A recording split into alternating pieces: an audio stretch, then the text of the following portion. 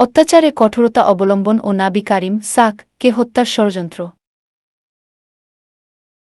যা হোক, মুশরিকগণের চাতুর্য শেষ পর্যন্ত পর্যবসিত হল অকৃতকার্যতায়, এবং তারা এটাও উপলব্ধি করলেন যে মুসলিমদের বিরুদ্ধে তাদের শত্রুতা কিংবা তাদের শায়েস্তা করার ব্যাপারে স্বদেশভূমির বাইরে সাফল্য লাভের কোনই সম্ভাবনা নেই।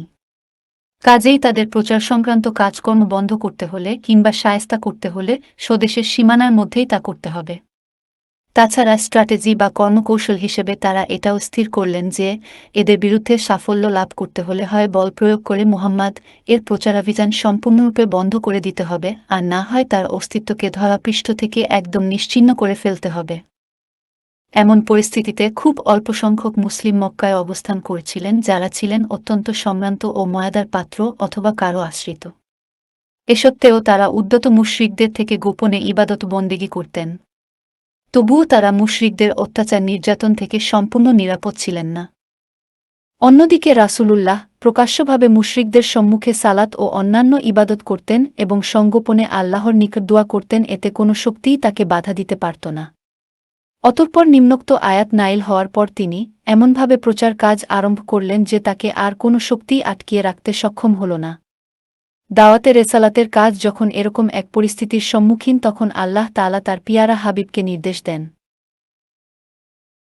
কাজেই তোমাকে যে বিষয়ের হুকুম দেয়া হয়েছে তা জোরে সোরে প্রকাশ্যে প্রচার কর, আর মুশরিকদের থেকে মুখ ফিরিয়ে নাও। আল-হিজর ১:৫-৯-৪। উপর্যুক্ত আয়াত অবতীর্ণের পর মুশরিকদের কাজ কেবল এটুকুই ছিল যে তারা মুহাম্মদ থেকে মুখ ফিরিয়ে নেবে। মুহাম্মদ এর মর্যাদা ও প্রভাবের কারণে এ ব্যতীত আর কিছুই করার ছিল না। অধিকন্তু মুহাম্মদ এর অভিভাবক ছিলেন আবু তালিব, যিনি তার ভ্রাতুষ্পুত্র এবং মুশরিকগণের মধ্যে বিরাজমান ছিলেন। তার কারণে মুহাম্মাদের উপর যে কোনো কিছু করতে ভীত ছিল। তাছাড়া বনু হাশিমের পক্ষ থেকেও তাদের আশঙ্কা ছিল। তাদের উদ্দেশ্য সাধনের ক্ষেত্রে কোনো সিদ্ধান্তের উপর আস্থা রাখতে পারছিল না। যখনই মুশরিকরা কোনো পদক্ষেপ গ্রহণের মনস্থ করত, তারা দেখত যে তাদের এ কর্মপন্থা রাসূলুল্লাহ এর দাওয়াতের কাছে খড়কুটোর মতোই তুচ্ছ ও অকার্যকর। অত্যাচারে কিভাবে তারা মুসলিমদের জর্জরিত এবং অতিষ্ঠ করে তুলেছিল তার অসংখ্য প্রমাণ এ সম্পর্কিত হাদিসসমূহের পৃষ্ঠায় রয়েছে। উদাহরণস্বরূপ এখানে দুয়েকটা ঘটনার কথা উল্লেখিত হল। একদা আবু লাহাবের পুত উতায়বা রাসূলুল্লাহ এর নিকট উপস্থিত হয়ে বলল, আমি এ আয়াত দুটোকে অস্বীকার করছি।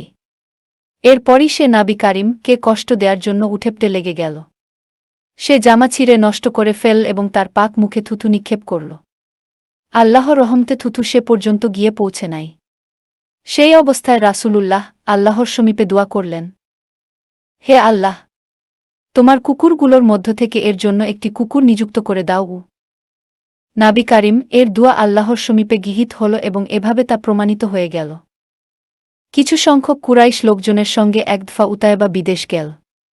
যখন তারা শাম রাজ্যের জারকা নামক স্থানে শিবির স্থাপন করল, তখন রাতের বেলায় একটি বাঘ এসে তাদের চারপাশে ঘোরাফেরা করতে থাকল। ওকে দেখেই উতায়বা ভীতিবিহ্বল কণ্ঠে বলে উঠল, হায় হায়, আমার ধ্বংস! আল্লাহর শপথ, সে আমাকে খেয়ে ফেলবে। এ মর্মেই মুহাম্মদ আমার ধ্বংসের জন্য আল্লাহর নিকট দোয়া করেছিলেন। দেখ, আমি শাম রাজ্যে অবস্থান করছি, অথচ তিনি মক্কা থেকেই আমাকে হত্যা করছেন। উতায়বার এ কথা শ্রবণের পর তার সঙ্গী সাক্ষীরা সাবধানতা অবলম্বনের জন্য তাকে তাদের মধ্যস্থানে শুইয়ে দিল, যাতে বাঘ এসে সহজে তার নাগাল না পায়। কিন্তু গভীর রাতে সেখানে বাঘ এসে সকলকে পাশ কাটিয়ে সোজা উতায়বার নিকটে যায় এবং তার মাথাটি শরীর থেকে বিচ্ছিন্ন করে নিয়ে যায়। এক দফা উকবা বিন আবি মুয়িত রাসূলুল্লাহ যখন সিজদারত ছিলেন, তখন তার ঘাড় এত জোরে পত্তলে পিষ্ট করল যে মনে হল তার অক্ষিগোলক দুটো তখনই অক্ষিপট থেকে বেরিয়ে আসবে। ২ ইবনে ইসহাকের এক দীর্ঘ বর্ণনা চরমপন্থী কুরাইশগণের এরূপ দুর্বিসন্ধির আভাস পাওয়া যায় যে তারা রাসূলুল্লাহ কে হত্যা করে দুনিয়া থেকে নিশ্চিহ্ন করে দেয়ার ষড়যন্ত্রে লিপ্ত ছিল। অন্যান্য কুরাইশ দুর্বৃত্তদের সম্পর্কেও সত্যিকারভাবে বলা যায় যে রাসূলুল্লাহ কে হত্যার মাধ্যমে ধরাপৃষ্ঠ থেকে ইসলামের নাম নিশানা মুছে ফেলার এক গভীর চক্রান্ত ও ষড়যন্ত্র তাদের অন্তরে ক্রমেই দানা বেঁধে উঠতে থাকে। যেমনটি আবদুল্লাহ বিন আমর বিন আশ হতে ইবনে ইসহাক তার বর্ণনা উদ্ধৃত করে বলেছেন যে এক দফা কুরাইশ মুশরিকগণ কাবাহর হাতিমে সম্মিলিতভাবে অবস্থান করছিল। সেখানে আমিও উপস্থিত ছিলাম। মুশরিকগণ রাসূলুল্লাহ সম্পর্কে নানা প্রসঙ্গ নিয়ে আলাপ আলোচনা করছিল। আলোচনার এক পর্যায়ে তারা বলল, এ ব্যক্তির ব্যাপারে আমরা যে ধৈর্য ধারণ করেছি তার কোনো তুলনা নাই। প্রকৃতই এর ব্যাপারে আমরা বড়ই ধৈর্য ধারণ করেছি। এ ধারায় যখন তাদের কথোপকথন চলছিল তখন কিছুটা যেন অপ্রত্যাশিতভাবেই রাসূলুল্লাহ সেখানে গিয়ে উপস্থিত হলেন। সেখানে আগমনের পর সর্বপ্রথম তিনি হাজরে আসওয়াদ চুম্বন করলেন এবং কাবাহ ঘর প্রদক্ষিণ করলেন। এসব করতে গিয়ে তাকে মুশরিকগণের নিকট দিয়ে যাতায়াত করতে হল। এ অবস্থায় কিছু বিদ্রুপাত্মক কথাবার্তা বলে তারা তার প্রতি কটাক্ষ করায় নাবি এর মনে যে প্রতিক্রিয়ার সৃষ্টি হল তার বহিঃপ্রকাশ তার চেহারা মুবারকে আমি সুস্পষ্টভাবে লক্ষ্য করলাম। এরপর দ্বিতীয় দফায় তিনি যখন সেখানে গেলেন তখনও মুশরিকগণ অনুরূপভাবে তাকে বিদ্রুপাত্মক কথাবার্তা বলে ভর্ৎসনা করল। আমি এবারও তার মুখমণ্ডলে এর প্রতিক্রিয়া লক্ষ্য করলাম। তারপর তৃতীয় দফায় তিনি সেখানে গেলে এবারও তারা পূর্বের মতো বিদ্রুপাত্মক কথাবার্তা বলল।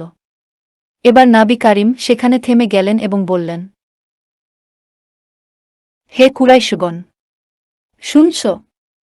সেই সত্তার শপথ যার হাতে আমার জীবন, আমি তোমাদের নিকট কুরবানির পশু নিয়ে এসেছি।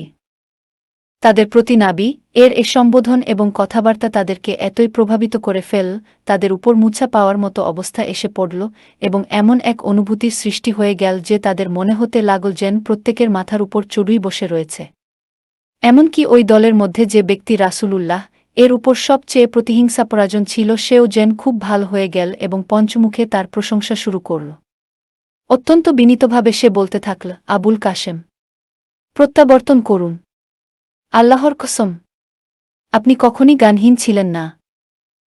দ্বিতীয় দিনেও তারা সেখানে একত্রিত হয়ে তার সম্পর্কে আলাপ আলোচনায় রত ছিল এমন সময় তিনি সেখানে গিয়ে উপস্থিত হলেন। তাকে এভাবে দেখে তারা সকলে সম্মিলিতভাবে তার উপর ঝাঁপিয়ে পড়ার উদ্দেশ্যে তাকে চতুর্দিক থেকে ঘিরে ধরল। আমি লক্ষ্য করলাম তাদের মধ্য থেকে একজন তার গলার চাদর ধরে নিল এবং বল প্রয়োগ শুরু করে দিল। আবু বকর তাকে বাঁচানোর জন্য চেষ্টা করতে লাগলেন।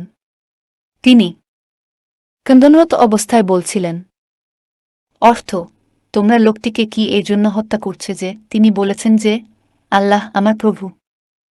এরপর তারা নাবীকে ছেড়ে দিয়ে স্বস্থানে প্রত্যাবর্তন করল।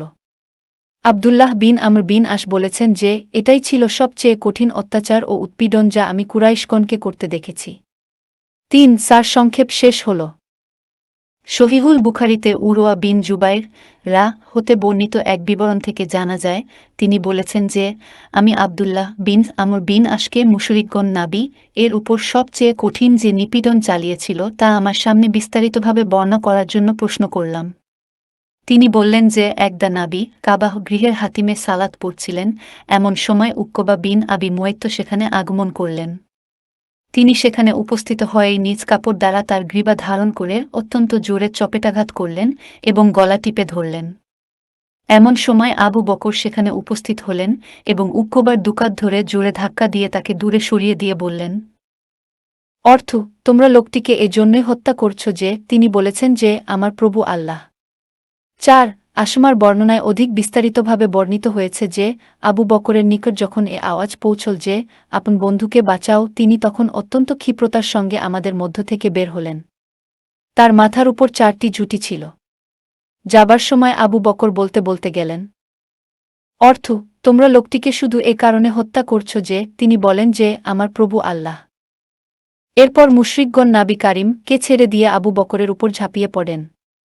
তিনি যখন ফেরত আসলেন তখন তার অবস্থা ছিল এরূপ যে আমরা তার চুলের মধ্য থেকে যে ঝুঁটিটাই ধরছিলাম সেটাই আমাদের টানের সঙ্গে সঙ্গে উঠে আসছিল।